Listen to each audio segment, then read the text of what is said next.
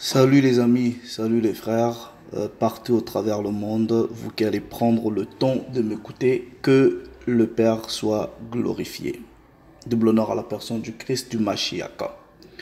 Le mercredi des cendres est-il biblique?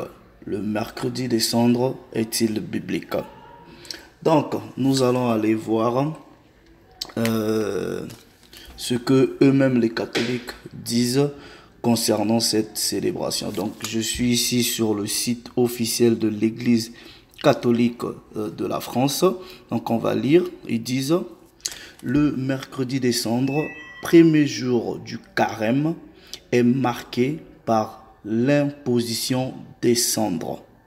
Le prêtre dépose un peu de cendre sur le front de chaque fidèle en signe de la fragilité de l'homme, mais aussi de l'espérance en la miséricorde de Dieu. On trouve déjà le symbolisme des cendres dans l'Ancien Testament. Il évoque globalement la représentation du péché et la fragilité de l'être. On peut y lire que quand l'homme se recouvre de cendres, c'est qu'il veut montrer à Dieu qu'il reconnaît ses fautes.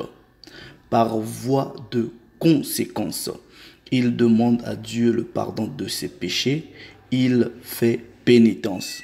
Ok, nous continuons la lecture. Un symbole de reconnaissance, de renaissance plutôt. Tous nous faisons l'expérience du péché. Comment s'en dégager? Jésus nous apprend que nous serons victorieux du péché quand nous aurons appris par l'évangile à remplacer le feu du mal par le feu de l'amour. Car le feu qui brûle ce jour détruit d'abord, mais en même temps ce feu éclaire, réchauffe, reconforte, guide et encourage. La cendre est appliquée sur le front pour nous appeler plus clairement encore à la conversion. Donc, précisément par le chemin de l'humilité. La cendre, c'est ce qui reste quand le feu a détruit la matière dont il s'est emparé. Quand on constate qu'il y a des cendres, c'est qu'apparemment il ne reste plus rien de ce que le feu a détruit.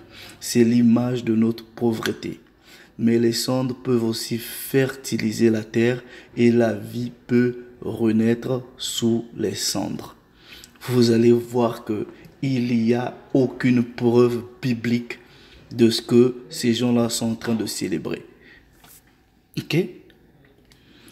Tout en le marquant, le prêtre dit aux fidèles: convertissez-vous et croyez à la bonne nouvelle. L'évangile de ce jour est un passage de Matthieu chapitre 6. Ok?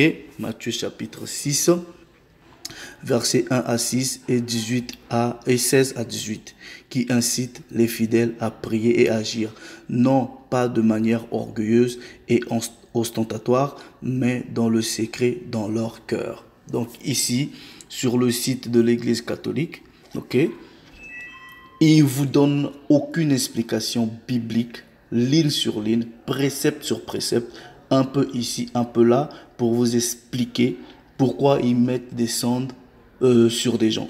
Tout ce qu'ils font là, c'est que les pensées humaines, c'est que de la philosophie. C'est pour cela qu'il est écrit dans le livre de Colossiens au chapitre 2 du verset 8, prenez garde que personne ne fasse de vous sa proie par la philosophie et par une vaine tromperie, s'appuyant sur la tradition des hommes, sur des rudiments du monde et non sur le Mashiach. Le Mashiach n'a pas enseigné ces choses-là. Il s'est jamais mis de la cendre ou je sais pas, aller chez le prêtre pour lui mettre de la cendre, des trucs comme ça. C'est que pure tradition des hommes. Et quand vous recherchez bien, j'ai pas voulu faire ça, dans l'origine de cette célébration, vous verrez que c'est des choses qui sont liées au monde des ténèbres. Donc je prends un dernier précepte avant de clôturer, ok, parce que je suis au travail. Je vais dans Marc chapitre 7, Marc chapitre 7, Je prends à partir du verset 6, il est écrit: le Mashiach leur répondit: hypocrite, Ésaïe a bien prophétisé sur vous, ainsi qu'il est écrit: ce peuple m'honore des lèvres, mais son cœur est éloigné de moi. C'est en vain qu'il m'honore, en donnant des préceptes qui sont des commandements d'hommes. Donc ces histoires-là, ce sont des commandements d'hommes et vous voulez mettre le nom de Dieu dedans. Vous abandonnez le commandement de Dieu et vous observez la tradition des hommes. Donc ça là, soi-disant mercredi de cendre là, ça n'a rien à voir qu'avec la parole. Donc éloignez-vous des milieux d'eux, quittez Babylone. Sur ce, je vous dis un grand shalom. Le Père s'est encore glorifié, les amis. Salut.